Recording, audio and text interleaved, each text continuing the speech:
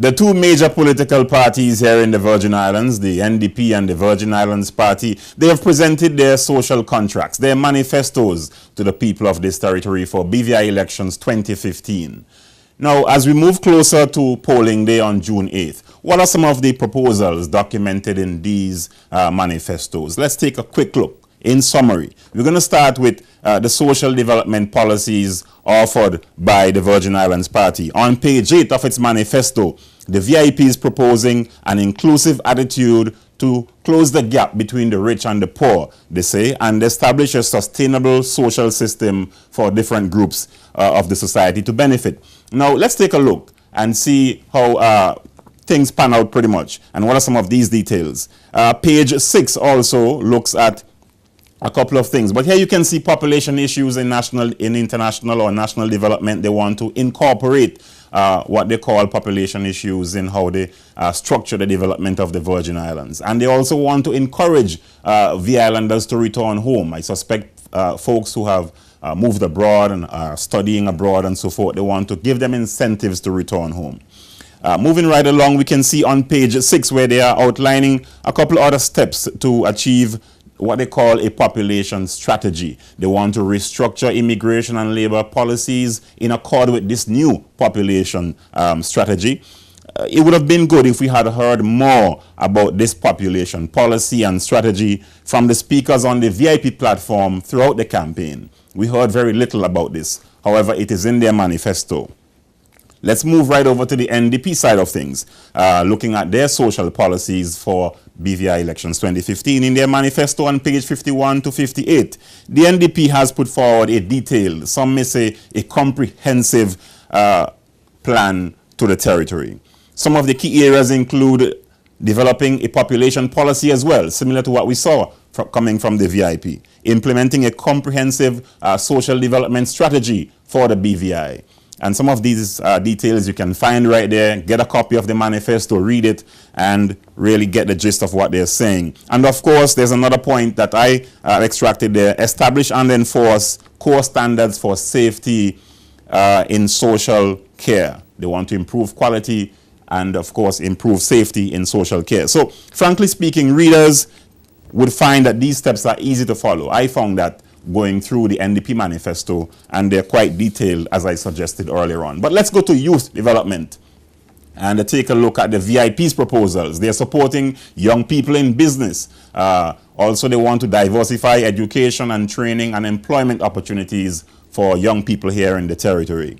It would have been good to see extracts from a policy they call the Policy Agenda on Youth Development now before elections on June 8th. We have not seen or heard much of this particular policy, but they're saying they're going to introduce a policy agenda on youth development. That should be a pretty interesting read had they have it ready for us by at least before polling day. Nevertheless, the electorate is left to wonder what the VIP thinks of or what they would do with the existing programs put in place by the incumbent administration, the NDP. For example, the Youth Entrepreneurship Program, the Emerging Fellows Award, the completed National Youth Policy, Youth Parliament, and other programs. What is the VIP's position on these? We are not sure, but they are saying that they're going to put these measures in place for young people, supporting young people in business and diversifying education and so forth. And that's what they have proposed in their manifesto.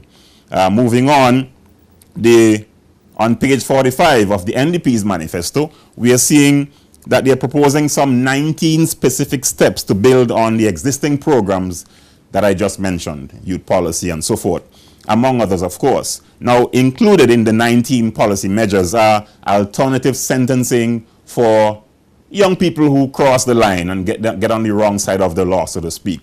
And they're offering detention and a reform institution as well. That sounds quite interesting. Separating young offenders from seasoned criminals is always a welcomed initiative. Also, a land distribution project for young adults, giving young people a chance to own their own lands, to own their own homes, and strengthening the capacity of the Department of Youth Affairs and Sports to improve the services offered from that particular department in the best interest of the young people of the territory. So looking at the NDP's manifesto, it is easy to see that a lot of work went into producing that document. And you may argue that the 79-page document is just words, but they are known for the popular phrase, action speaks louder than words. So we will see what transpires, of course, depending on how people vote on June 8th. Let's move on to housing. In the area of housing, the Virgin Islands Party, they're suggesting that it's time for them to put some houses in the young people's hands, assisting in the area of housing for assistance in the area of housing for young people. They're saying that they will assist in establishing houses for young people and first-time home buyers with a new rent-to-buy policy.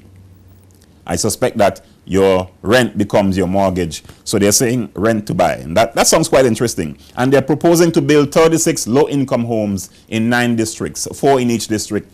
We're not sure, though, excuse me, what payment mechanisms will be put in place.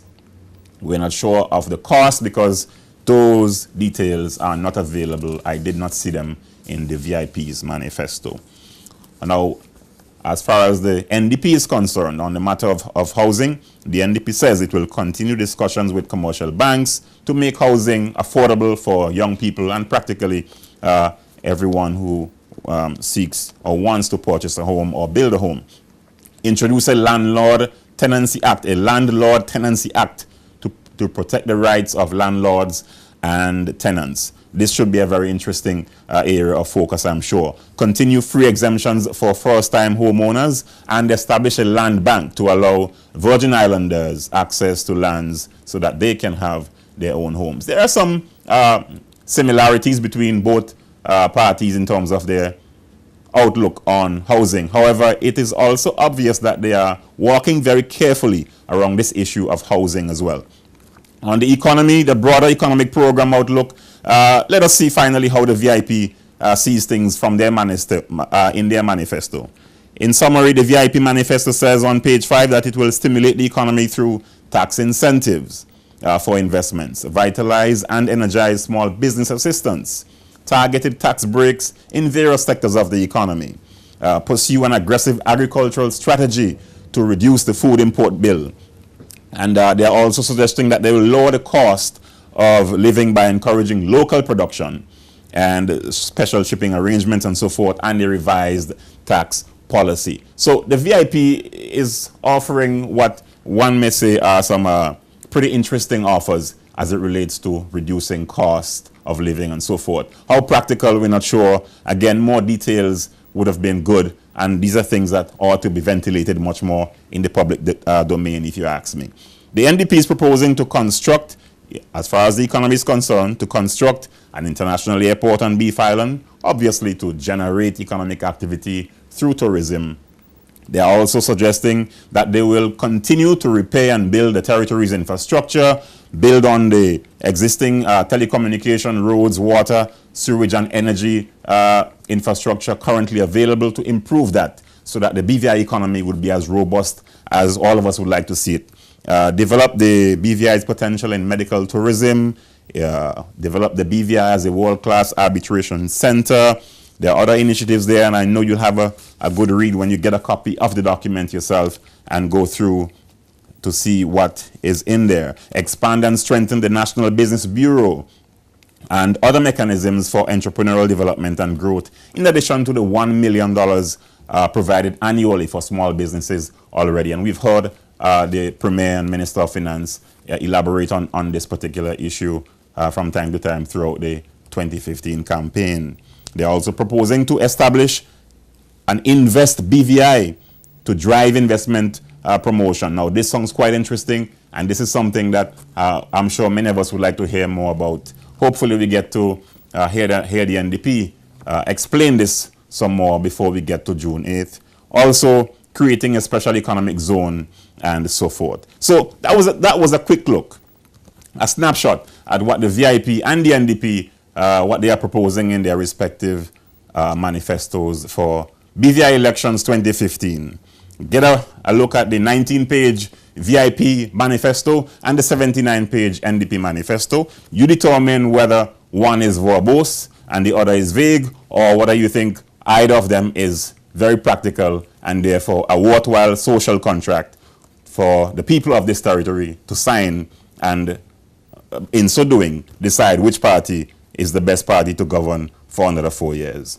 Sean Rose, looking at the manifestos for BVI elections 2015, right here on JTV.